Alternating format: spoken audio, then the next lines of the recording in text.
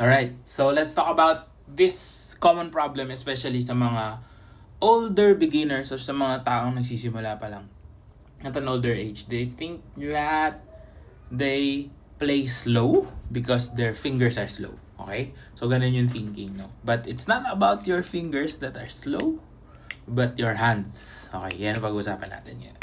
Alright, so, pag sinabi kasi nating finger dexterity, parang lagi pumapasok na kailangan yung motion or yung movement, especially with the left hand, no, comes from the finger. Kaya nga finger dexterity, no. So, but in reality, yung fingers natin, they're just the last part of the whole machine. Ika nga. It's just, ang explanation ko dito is, your fingers are the last thing to actually move, 'di ba? Sila yung dumidikit kasi sa ating fingerboard or sa strings para mag-stop yung mga notes. That's why ang thinking is kapag nag-practice ako magpabilis ng mga daliri ko ay bibilis ako tumugtog. But the reality of it is that you can't really train your fingers. Okay? So, ano yung sinasabi natin, no? There's a ton of studies, no? Scientific studies, no? May mga papers on it that you can't train fingers. There's no such thing as finger strength, ika nga nila. Why?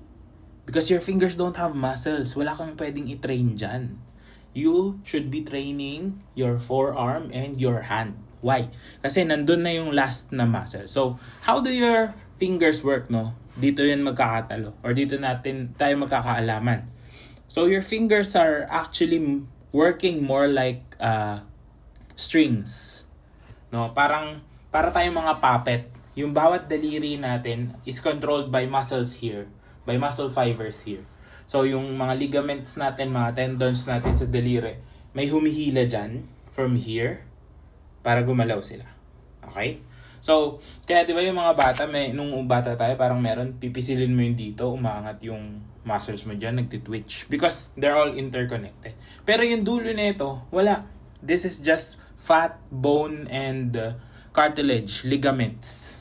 So, kahit anong pagpapastrengthen mo sa kanya, walang mas-strengthen, kumbaga. Diba? You have to strengthen the muscles in the hand. You have to strengthen your forearm, your arm muscles. Yun yung mga kailangan mo i-strengthen. Now, paano mo magagawa yun? You don't need to lift weights, no? Pero that could also help out. Pero in limited ways lang, no? Hindi tayo PT para mag-discuss dyan. But that could also help. Ngayon, para mapabilis mo yung fingers mo, you have to understand that your fingers should always be curved, number one. Diba? Yung iba kasi kaya hindi makabilis kasi etong extra movement na to. Yung pag-curl ng fingers. It gives you a lot of time. No? Kailangan ng mahabang oras niyan. Kaya pag ititipa mo, nalilate because you're still doing this. So, kailangan, masanay tayo na lagi naka-curve yung fingers natin. Always ready to push down. No? They should act like a hammer. No? Parang yung hammer sa piano. Na kapag pinindot mo yung teklada or yung key, babagsak na lang siya na gano'n. So, that is one of the most important things. Yung form ng fingers natin. No? We form what we call a three-sided square. Bawat daliri mo, ganun yung itsura niya. No? So, lagi na siyang nakaganyan. And then, you must use the muscles here. No? So, which is, dito na yung dulo niya sa knuckles natin. So, instead of using this motion, yan, we only need to move this part. So, naka-curve na tayo, galaw lang natin. So, as you can see, I'm not just moving this, but I'm moving here, lower. And mararamdaman mo yan, gumagalaw siya dito sa forearm. Hindi lang kita sa akin, maraming taba. But dun yun gumagalaw. Yun yung buong movement niya. So we're using the bigger muscles to control the smaller parts of our bodies. No? Pero syempre ang ending para sa precision, kailangan tatama dun sa fingertips. So again, finger dexterity doesn't really rely on just the fingers alone, but on the whole machine you're using. Kasama dyan yung shoulders, kasama yung back muscles para mag-connect siya. Para bumilis yung pagtipa natin.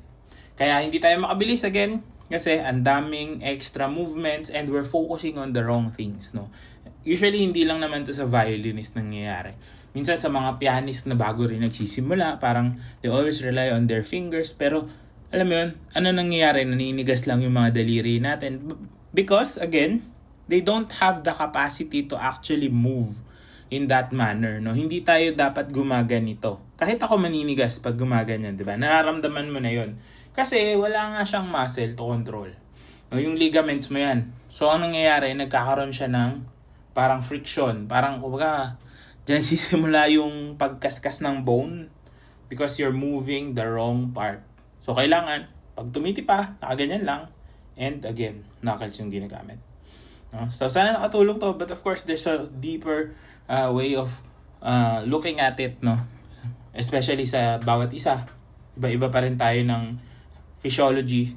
Iba-iba pa rin tayo ng haba ng daliri. Ano yung mga pwede nating gawin, i-fine-tune yan, para mas mapabilis pa natin. But basically, you can start with that, no? With that information, with that idea of training your hand and arms instead of the ends of your fingers.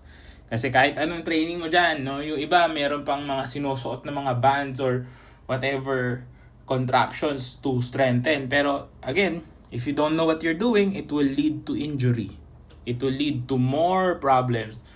So kung hindi ka lang matugtog ng mabilis ngayon, baka kaka-practice mo ng mali, hindi ka na talaga makatugtog kasi hindi mo na magamit yung kamay mo. That's why you need mentors, you need teachers para matutunan nyo ng tama yung violin playing. Because again, it's a risky thing.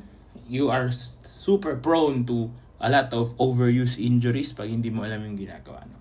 So sana nakatulong to. And if you did, comment down below, like, and of course, good luck sa inyo. Keep practicing. Bye-bye.